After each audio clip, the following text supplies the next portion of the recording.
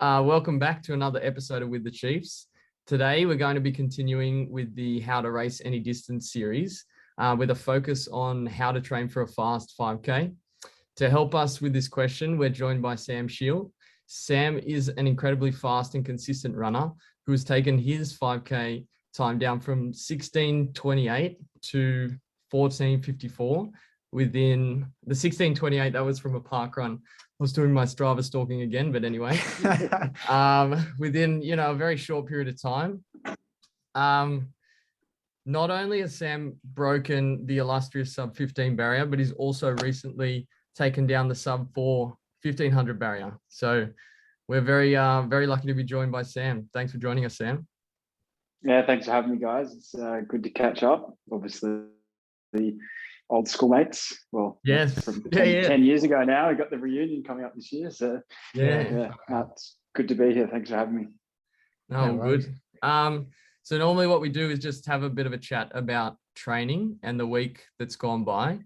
So what have you been up to this week in terms of training? So my week's pretty similar every week. You can sort of, I don't really need much guidance on that. It's sort of been the same for a couple of years now. I sort of get out for an hour or so on Monday, just easy.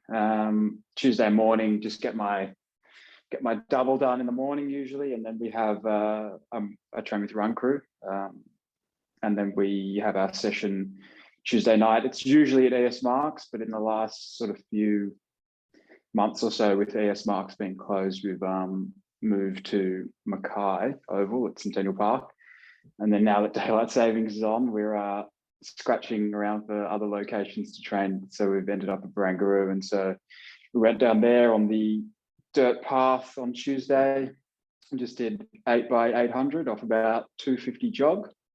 So that was good. We were hitting sort of 223s, I think, for those 800s. Solid. So that was a good session. And then Wednesday, I actually did my medium long run, which is always 90 minutes. Usually it's on Thursday, but I knew with all the rain coming on Thursday, I better get it done. And luckily didn't get wet, so it was good. And then Thursday, just easy 60 minutes, same on Friday. And then we're speaking Saturday. So Saturday morning, this morning we did a long tempo around the white fence at Centennial Park. So did 4 laps. I think it was 322 average for that. So about 14 Ks. It was a pretty big one, but it felt good. I was running with my guy Matt Hudson. He's on his way back from injury, but he's a sub 30 guy. So it was good to have him there. Yeah. And then easy double in the afternoon is always the structure, and then 2-hour long run on Sunday. So that'll be in the morning. Very solid. That's the same sort of structure every week. Yeah. Those Saturdays are pretty loaded normally, right? Yeah, we do a fair bit on Saturday, like especially when it's getting into road season. We'll do some pretty big meaty sessions, but they're good. It's more just backing up on Sunday for a long run. Yeah. You're always like, oh God, I've got to get out for 2 hours. Yeah. You're looking at the watch and you're going, oh God, only 40 minutes in. And it's pretty tough at the moment, like training with daylight savings and ES Marks closed. Like it's kind of like, oh shit, where do we go now? But I thought that they had put in temporary lights down at Mackay and be able to just stay there, but they didn't do it, and I was like, oh God. So it's fine for me because I work in the city, so I just sort of jog down there, and it's more getting home. But it's a good spot down there. You guys would have run there a few times, I'm sure. Yeah. Along that sort of gravel, we sit on the gravel, so it's it's not bad. It's got a good. It's actually good fun down there. Yeah, I love that, the sound of the gravel under your feet, like. The old crunch. What about you, Dom? This week was just a recovery week. I'd had the Buffalo Stampede last Sunday. How are the legs? Oh, it was so cooked. Like that's probably one of the hardest things I've ever done. But my legs were absolutely destroyed. Like the downhills are just so steep and your quads just get like churned up. Yeah, I can imagine.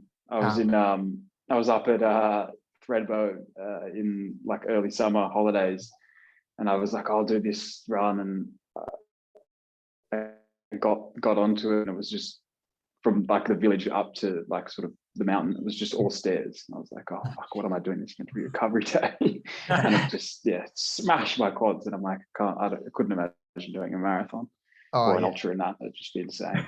No, it was insane. Like some of it, like it's not even like a track. Like it's just this cliff face pretty much that you're trying to get down. It. You're just sliding, like pretty much skiing down it, and trying to stay balanced and stuff. It was just ridiculous. And then some of the climbs too. Like one of them was a 41% grade, so you're pretty much rock climbing up this thing. Like it's just a stupid race. Like I don't know.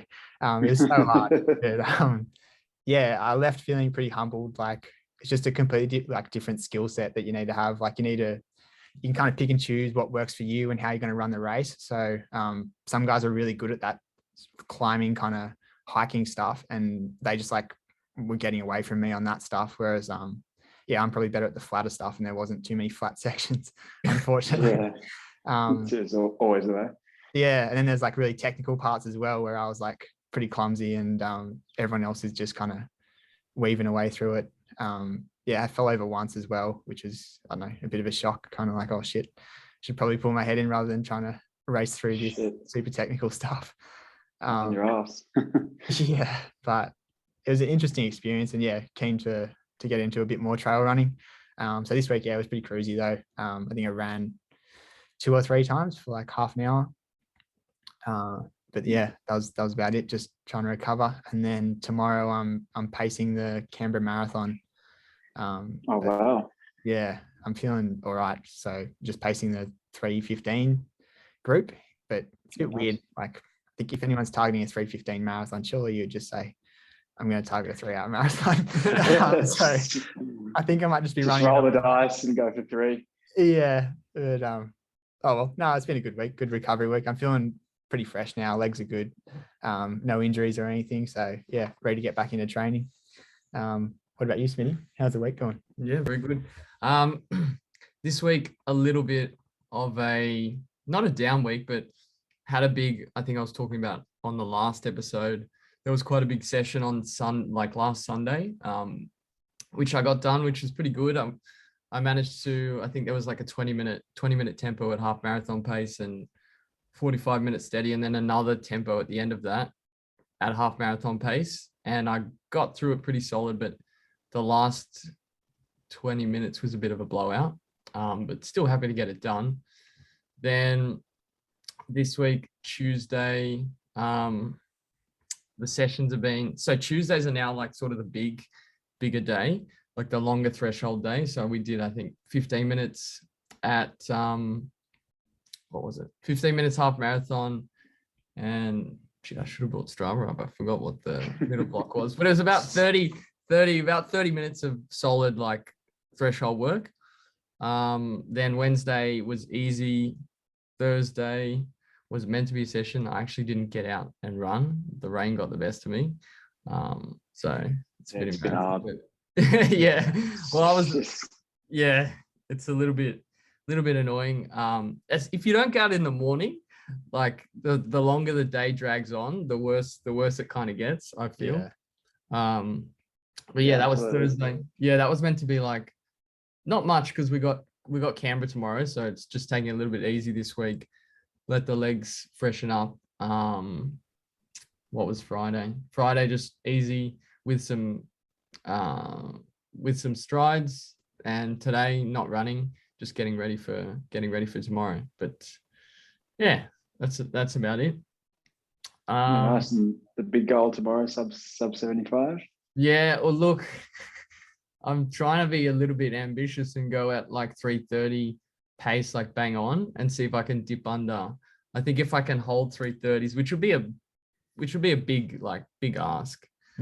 But that'll take. That's definitely sub 75. Yeah, that'll maybe even sub 74. But I probably shouldn't say this. Yeah, well, Yeah. Because I could end up being 77 or something tragic if something goes wrong, but yeah, it should be fine. No, you can cut it. You edit tomorrow and you can cut it. Yeah, that's true. This is not live. I'm sure you'll be fine. Yeah. Good point.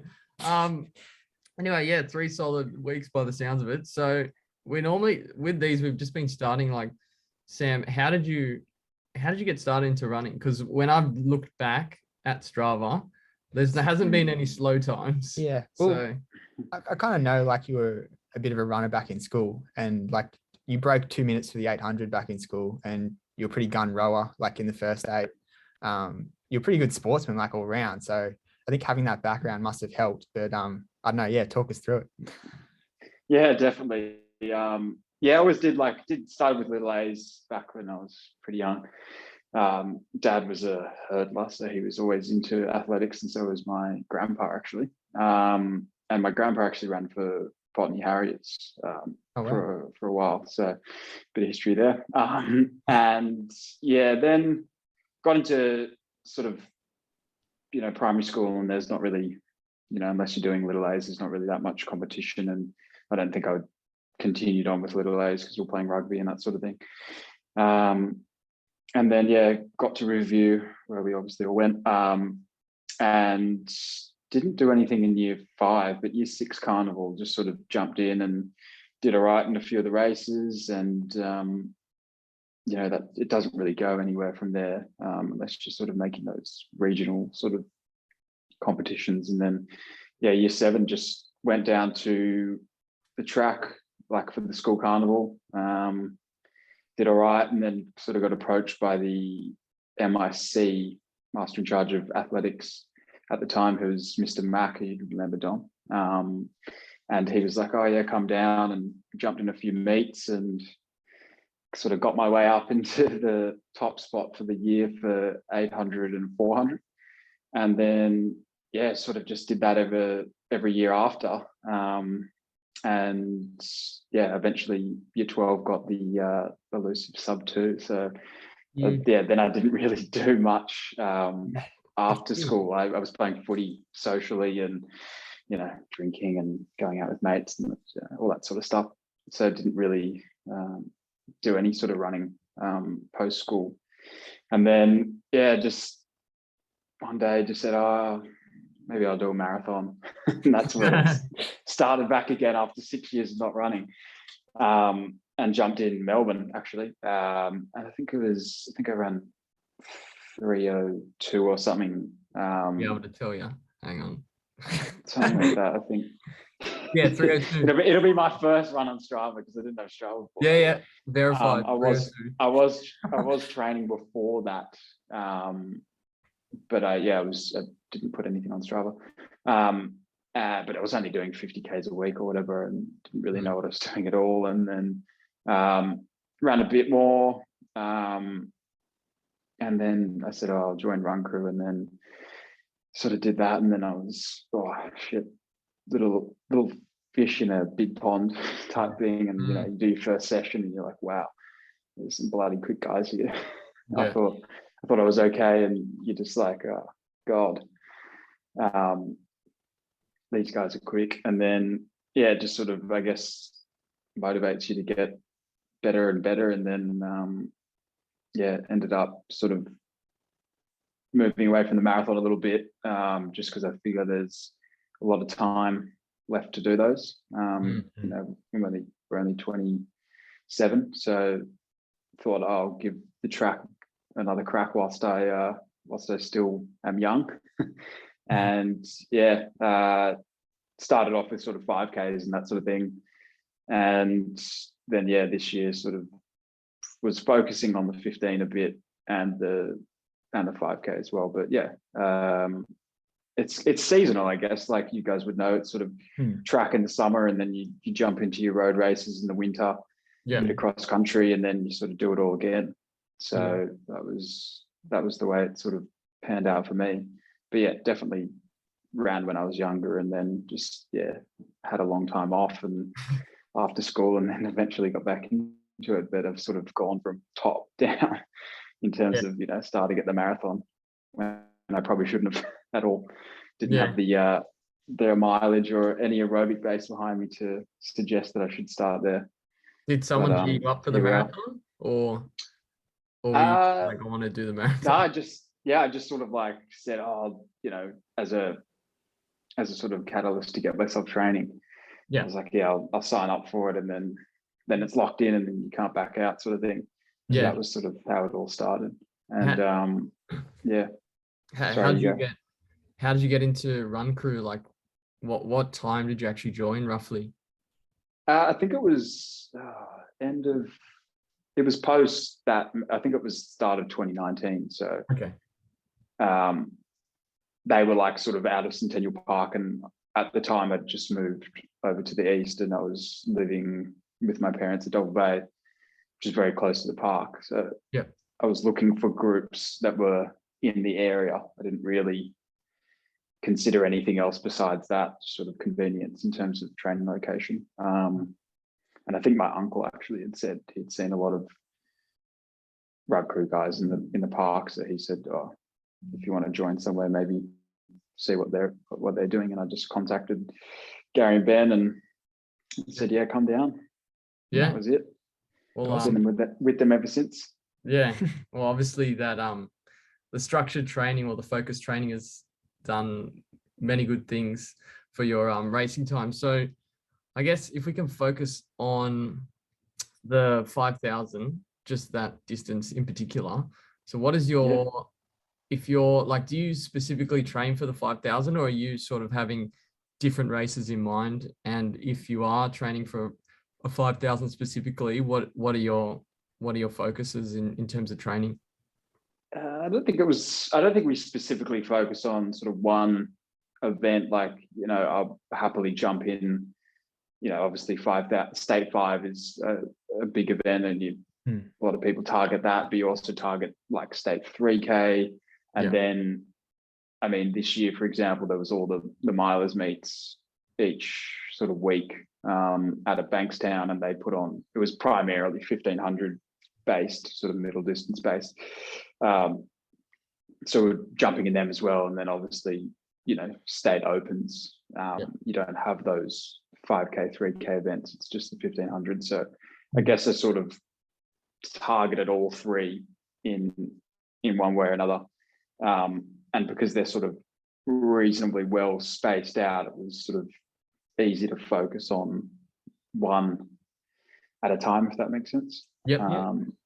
And yeah, sort of, I guess, having the 1,500 last, you can sort of do a bit of a block coming off the sort of the Christmas break to get into the 5K. But I guess if you're training all year round, it's sort of, you're always ready to go. It's just about sort of topping up and getting yourself ready for the actual event. Yeah, definitely. It seemed like it was a bit of a breakthrough season almost. Like, I don't know, what were your PBs coming into the season? Because it seems like you broke 4 in the 15 and 15 for the 5K. Like, that's pretty impressive stuff. I don't know, I guess. Yeah. Was there anything different you did this season, or? I think, this season I came off we didn't have a road season last year, so because of COVID, obviously. So, I mean, we had Sydney 10, which was a good hit out in May, and then that's when everything locked down just after that. And I had been targeting doing Gold Coast half last year, and then that didn't happen, and then we sort of went into that lockdown, and it was pretty easy to string a lot of good consistent weeks together, and you know, you're not interrupted by races and that sort of thing, and tapering, and so you get in a pretty good block, which I think, looking at, you know, the sort of running community, a lot of people did do that, I reckon. Definitely. And then it was sort of September time.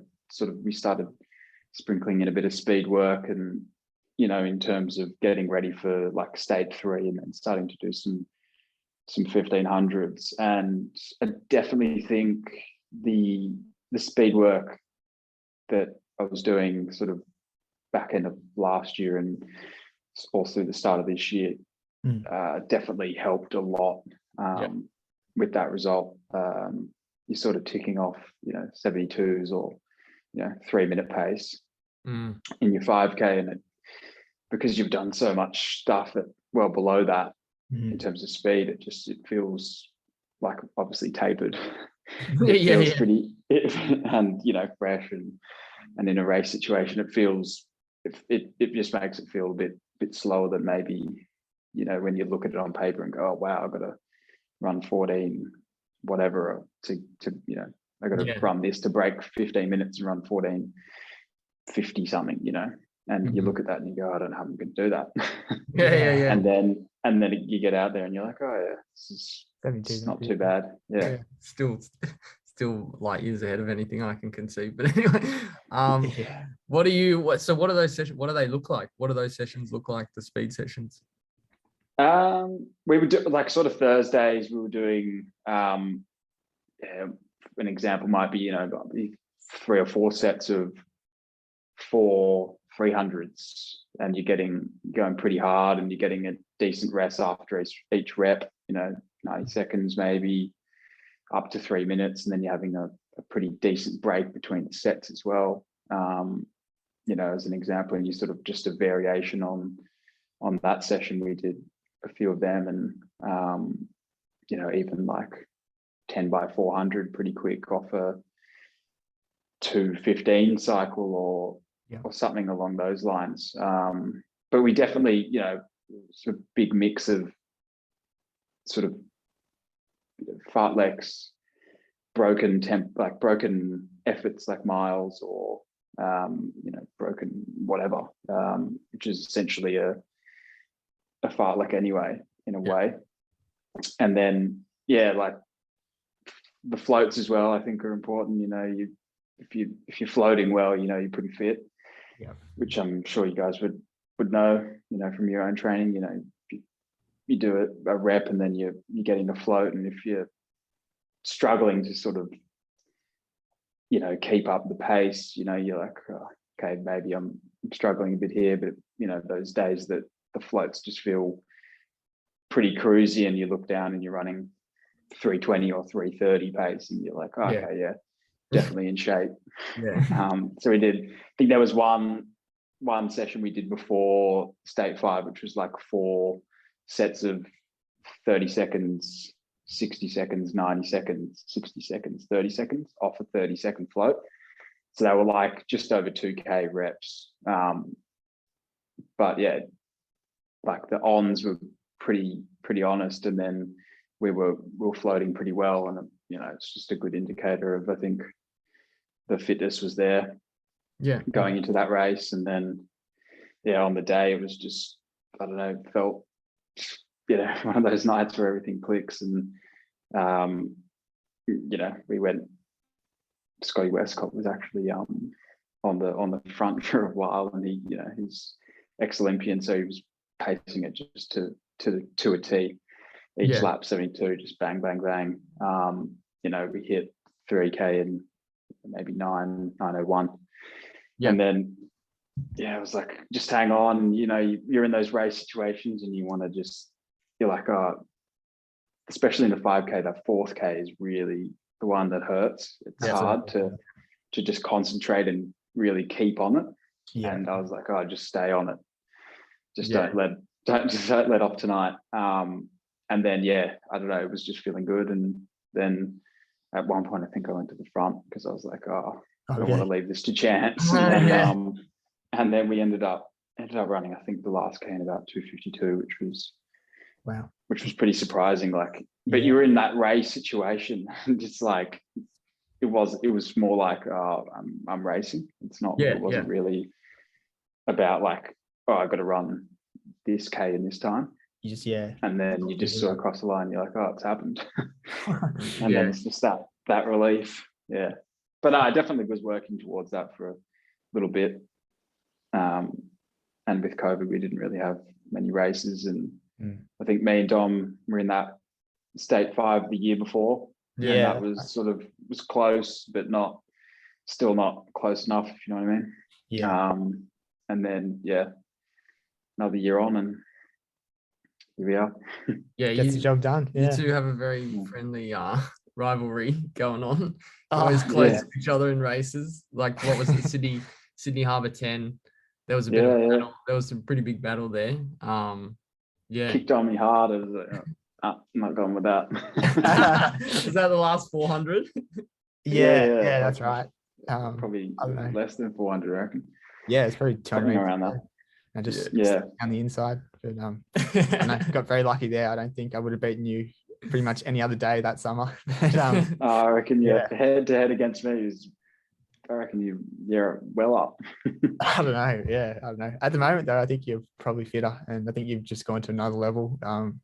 So yeah, I don't know. I think I'm lucky to have gotten a few wins on the board early. Yeah.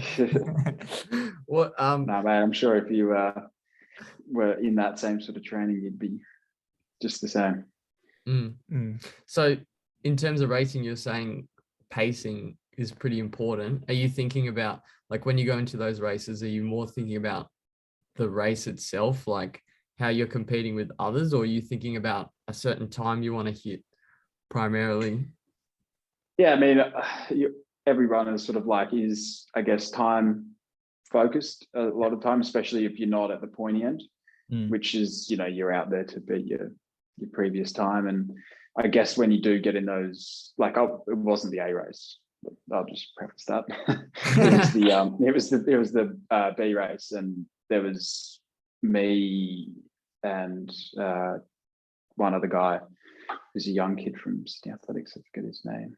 Anyway, and then Scott Westcott, who is like 40 something now, but he still goes around, and he wasn't pacing that night. He was having a actual run, but he just went to the front and was sort of ticking it off, which was perfect. And it was actually not a bad night in terms of conditions and stuff. So that just turned into a bit of a race sort of thing. And yeah, in that situation, I think it got to 4K, and I was feeling good, and I was like, let's have a go. Like, there's no point in just like sitting back just to run with people just for the sake of it. Like, just take it on sort of thing. And then went around to the front, and then the others sort of came with me, and then led for a bit with the young kid who ended up winning. But it was a pretty good finish, actually. It was one of the only ones that wasn't live streamed, which is really? But yeah, it was like we were sort of a bit of a sprint finish in the straight, which I'm sure obviously contributed to the quicker last K. But yeah, but then again, I've been in a few of the Bankstown Milers 1500 A races this year, and I've been like, dead last, second last, third last.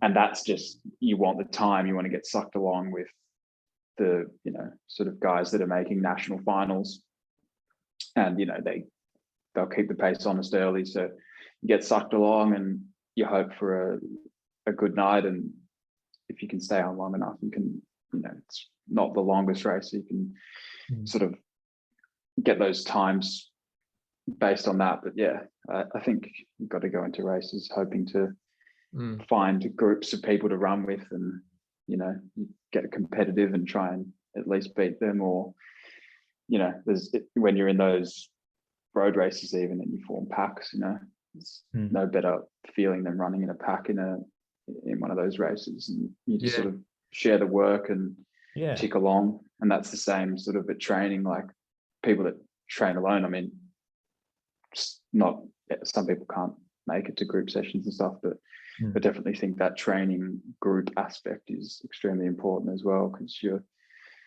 sort of pushing yourself to another level, and you're seeing guys maybe in your squad that are a bit quicker than you, quite a bit quicker than you, and you're like, I've got to get up there to beat them. So then you see your progress, and you start moving up in the groups and running with them, and it's a good feeling. I enjoy that aspect a lot. Yeah. One thing I noticed, just looking back at the training, your training is incredibly consistent. Like, you don't have much, I haven't noticed you've had much downtime, and like, you're always doing you're always doing the sessions, like even just been following you over the past however long. How is it? How do you stay so consistent? Like, do you have times where you're because that's one of the hardest thing is to just stay so focused on training, especially hard training. Yeah, I guess consistency is definitely a big part of like running well and getting results. And you don't want to, some people, they'll go out and do 150k week, and then the next week they're injured, and then the next week they come out and they do it all again. And I just prefer to stay at a level that I know sort of works, which at the upper level, if I'm in like sort of that road season, if you're doing half marathons or whatever, it's usually around that 130, 140 is kind of where I see my limit. Like, I'm sure I could do more, but just whether it's any more beneficial at this point for those distances or not. Like, obviously, if you're doing the marathon, maybe you look to step it up a bit. And just, that structure of the training that I've done for quite a few years now is just that, easy running, specific times, like, 60 minutes Monday, 60 minutes Wednesday, 90 minutes Thursday, whatever can be done on the Friday. Not too fussed about the Friday. Like to get something done though. And then the sessions on Tuesday and Saturday, and your long run, like it's, I don't have to think about it too much. That's just been the plan for as long as I can remember. Benny's my coach, and he did, I think he sort of had that similar sort of structure for a lot of his career, and went pretty well for him. Yeah. So it's really at the end of the day, it's not rocket science. Just follow that. Yeah, I mean, and even like with sessions, just like I used to do it as well.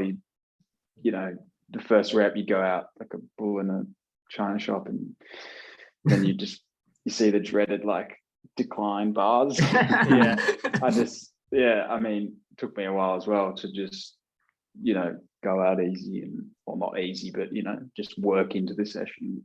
It's much better feeling when you're finishing that session with your best rep last, or that sort of even sort of workout is a lot more satisfying, I reckon, than dropping a PB on the first rep and then your last rep is a disaster. So does it get like kind of competitive with other guys in run crew? Like, I don't know, are there guys kind of around your level who you're keeping a tally on each session? Like, oh, I've got this guy today. That's one for Sam. Not really. Like, it's sort of interesting. Like, you rock up to training today, and you won't rock up to training on any given day, and you won't really know who's on that day. And you're like, oh, someone might have a blinder, and you're like, oh God, he had a good session. And then you just find another group of people to run with. Like today, well, this morning, I should say, I would have been alone if Pado wasn't coming back from his spell and COVID and stuff. So, he was there, but that was, hugely beneficial to have someone to run with for sort of that long. I was like, oh, thank God. And then, people out at Canberra, that sort of thing.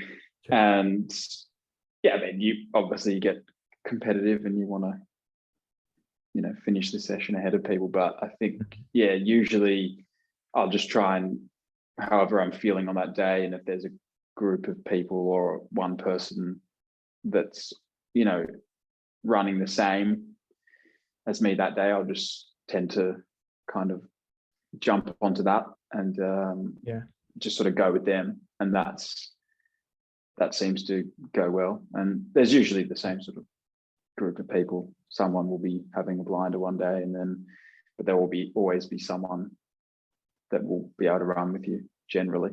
Yeah. And it's always a bit lonely when there isn't those odd occasions that there's got no one today. Shit. Yeah, definitely. I think like that seems like a real benefit of run crew is that it seems like there's always someone who can tow you along or kind of work with you, and it's definitely easier when you've got someone to work with. yeah, it's a big squad. There's huge range of like ability. So yeah, on any given day, you can slot in with someone and run with someone, definitely. So we were going to go like back to when you ran sort of park run 1630, and then sort of the more. Yeah, which one was that? That was Rhodes. That was Rhodes park run, I'm pretty sure. 1628. Yeah, I remember that one. But that was in, hang on, here's my stalk machine. Maybe 2019 or something. 2018 December. Parramatta Park Run, 1st of December. Anyway, yeah, so you joined, or sort of you were starting to do more structured training. So it hasn't really, once you join Run Crew, you've kept that same sort of structure by the sounds of it, and just kept ticking off consistent training. And it's always, so have you, like, by the sounds of it, there's not like too much difference training for 3K, 5K, 10K. Like, do you change it up at all, or not really? I think like when we, like I would consider obviously the 5K is part of like sort of that summer track season. So it's sort of with Run Crew, for example, I mean, everyone sort of puts all the sessions on Strava anyway, so it's not like it's a secret. But yeah, it would, like, there's a like kid squad, middle distance squad, and then there's like the seniors who do sort of bigger media sessions. And I guess depending on what sort of event you're doing, you can tailor it to what your, goal race is for the season. So, I was doing quite a bit more of the middle distance sessions. But I definitely still liked keeping my sort of, tempo threshold work for the Saturday. So there was also an MD sort of session on the Saturday, and I did like to keep it sort of, still getting a bit of that threshold stuff in, with the sort of, idea that I did want to still do 5K, which, you still need some decent sort of aerobic base and fitness and stuff for that. And then I guess moving into, road season, if you're doing 10Ks, the sessions are definitely different. They're longer, like, the staple sort of Run Crew sessions. If you're doing 10K half marathon, I'd say probably, there's like the hilly tempo, for example. We do 3x3K a lot on the white fence, which is a good one off about 550 jog. And then say you're doing like more middle distance, you might do a 3-2-1K off 550 jog, which is, a lap less overall. So it definitely does change. And like at the moment, last few weeks, maybe even more than that now, but sort of transitioning from, we had track season, and now we're stepping into doing, the road season, where it'll be primarily 10Ks and half marathons and stuff like that. So yeah, obviously Sydney 10 coming up. We'll jump in that. And then we're going up to Goldie. It's meant to go last year, so got the deferred entry. And then I think I've got heaps of deferred entries from the last couple of years. Me and my brother, we're going to do SMH half as well. So we'll just see whether that's a full out effort or whether it just sort of a strong sort of training type run in the lead up to Gold Coast or not. But the sessions definitely to answer your question, definitely do change a fair bit depending on what you're targeting. And I guess if you're doing 1500 and middle distance stuff, it's a lot different to say the guys that are training for 10 and 5. We don't all do the same thing on a given day. It's not like, hey, this is the session for everyone. It does. It is. There is different sessions on every session that we do. Tuesday, Saturday. I think that seems like a pretty good takeaway, like training for that more middle distance stuff. If you're doing a 5K, like I think a lot of people would overlook that and probably just more focus on 5K, 10K sort of threshold stuff and not kind of worry about the speed side of things a bit more. So I think that, yeah, it's an interesting approach to really target the 3K and the 1500 as well when you're training for a 5K. Yeah, I think that's interesting, and it's pretty insightful that you were just really targeting all those events for the track season together. I think that that's a good way to approach it. I think of like, if you look at a 5K, like, you know, you've got those guys that are running, you know, maybe sub 14. You need some speed to that. Like they're running 2:45s. Like that's you know, whatever the pace is, it's pretty quick. Well, 250 is even only 14:10, isn't it? So like, to go sub 15, you're running well under that. And like, when you consider that, like, you have to have some sort of speed. And I guess, if you want to run sub 15, or like that sort of, you know, if that's the pace you're at or whatever it is, if you're always training above that sort of threshold, never going below it, like when you have to go below it, maybe, I mean, I'm not a physiologist or anything like that, but I just, that was sort of, I guess, more my thinking. And, you know, that was, you know, I got sort of people within the squad that were pretty quick, that were doing a lot of speed the season before and had these really good results. And I was like, maybe that's something I should actually do. That's interesting. In a more general sense, you've obviously stuck consistent running for a while. What keeps you training? Like, what do you actually enjoy about the training? I don't know. In the morning, I love getting up and just getting going in the morning. Like I do jog in the arbor, but nothing better than coming home from a morning jog, even if it's just an hour, and then you sort of sets up your whole day. So even if I wasn't running sort of competitively, or, you know, in these sort of fun run events and stuff like that, I still think it's, you know, pretty beneficial just to get up and do something, you know, like that in the morning. And then like the training, I mean, I've done sport for a long time, and I just reckon, because it's not really like an individual sport, like that's the whole, you know, getting up and getting active in the morning is individual, of course, but then that training aspect, you definitely still, it's sort of a team thing, and that's why I really enjoy those sessions where you're, you know, banging out reps with your squad mates, and, you know, sharing laps or sharing reps, and sort of getting to the end of the session and you finish and you're all fist bump and you're like, that was a good set. And I reckon that's good as well. And I've always, you know, enjoyed that sort of aspect of sport, team sport, and those feelings you get. So that's definitely one thing. And then obviously you always want to improve on what you've already done. And I guess once you get that, but like, it's funny, you know, you sort of think, I'll get to, you know, I'll get my goal sub 15 and then I'll be satisfied. And then you get there, you're like, nah, I'm greedy, I can take another 20 seconds off that.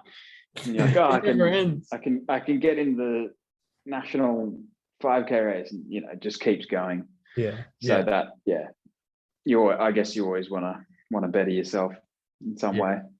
That's definitely a part of it.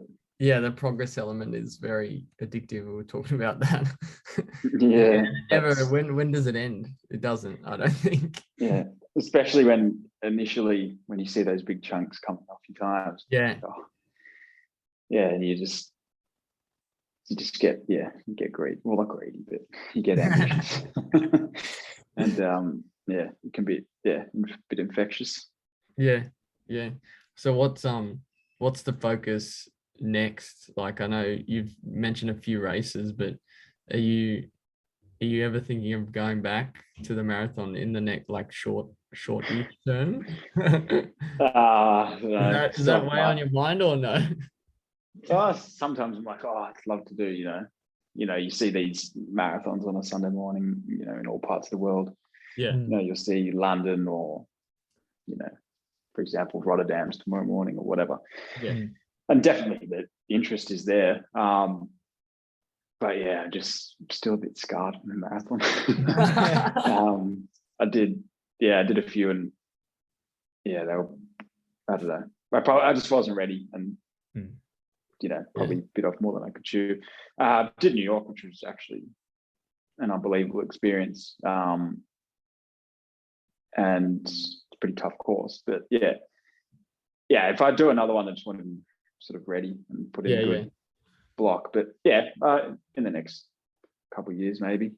Well, there's no stopping. Like, you're making so much progress just in general with your running, so there's probably no point in throwing a spanner. Marathon scares me. Get to 30K and I'm like, I've done it a few times.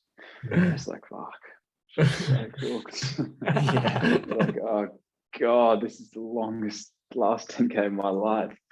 It just feels like it goes forever. Yeah, definitely. As Dom would know, but Dom's been, and yourself, Luke, your Melbourne run was pretty unbelievable. And Dom as well, you both sort of nailed the marathon from what it seems like. That you guys seem to do that sort of really slow jogging to recovery days, and then you do your workouts, and I don't know, that seems to have worked really, really well for you guys. Is that sort of your focus? Like where you do like the slow recovery jogs, and then you get into your marathon sessions, and that works well. Yeah, I think that was just doing like solid marathon sessions is probably the key, and then anything else is just like a bonus.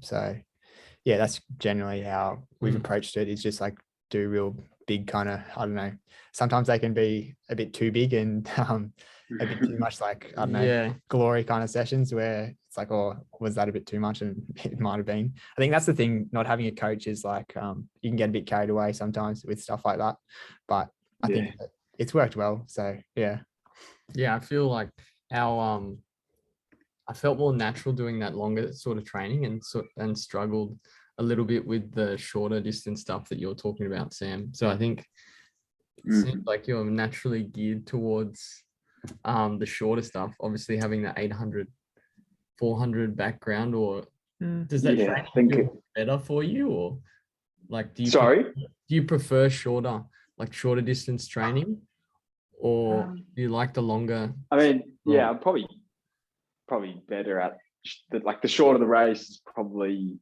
the better I am, if that makes sense. But I don't know, I just enjoy, I really do enjoy like the half marathon, for example. I reckon it's a good event. It's not too long, but it is long, so it's sort of tests you. But I think naturally probably better the shorter it is, just the way it is. But I think I'll see Strava in maybe 2 years, and there'll be a sub 220 marathon from you, Sam. So. No, I don't think so. So I don't think I'm made up that way. Oh dear, you never know. What about gym or like strength stuff? Do you ever do any weights or any, I don't know, cross training or activities outside of running? No, I mean, during lockdown I did a bit of strength stuff and was getting that in because you're working from home, so you could just quickly go into the living room and do some glute bridges and that sort of stuff. But it's something that I probably am a bit slack with. And I don't know, in terms of cross training, like in gym and stuff, if I have time to do that, I'd prefer to put it into like a run. But it's definitely something I should be more focused on, I think. Especially when you're doing the speed stuff, because you definitely do notice that you get more of those sort of soft tissue sort of niggles, and it is quite taxing, I find. So yeah, like obviously it's really good in theory to be able to do heaps of speed stuff, but it can also lead to a few niggles, especially I think when you get older. You see some of the older people in the squad will sort of try and touch on some speed stuff, and then it's some people just get injured.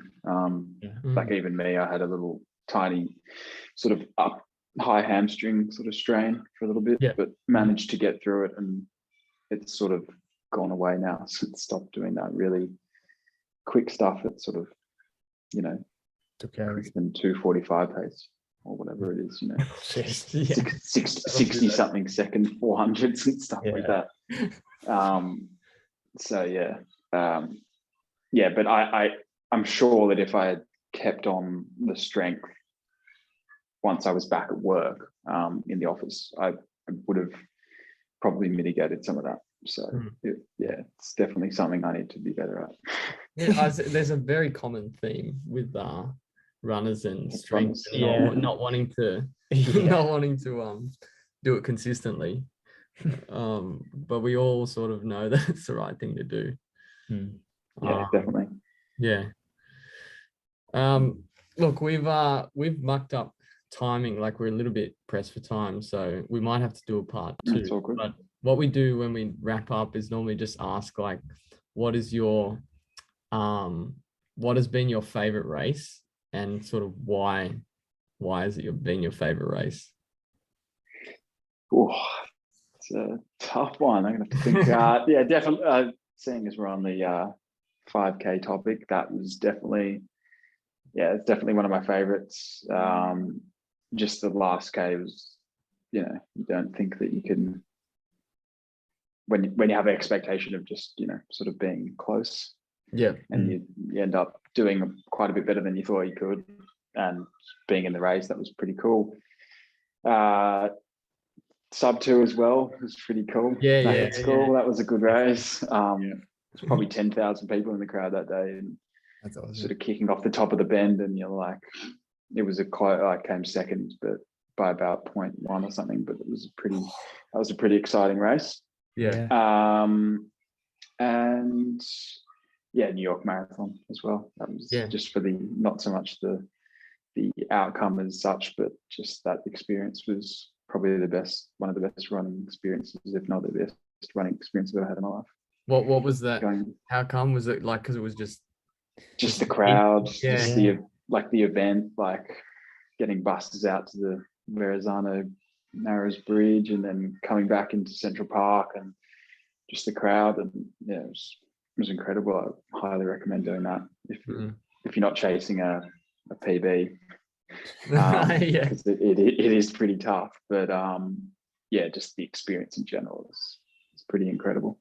I think Dom and I always dream of going to New York. I thought you guys were going. We were playing. What's that song we always play? Alicia Keys, New York, Empire State of Mind. Yeah. One day it'll happen. Definitely a bucket list one. Absolutely.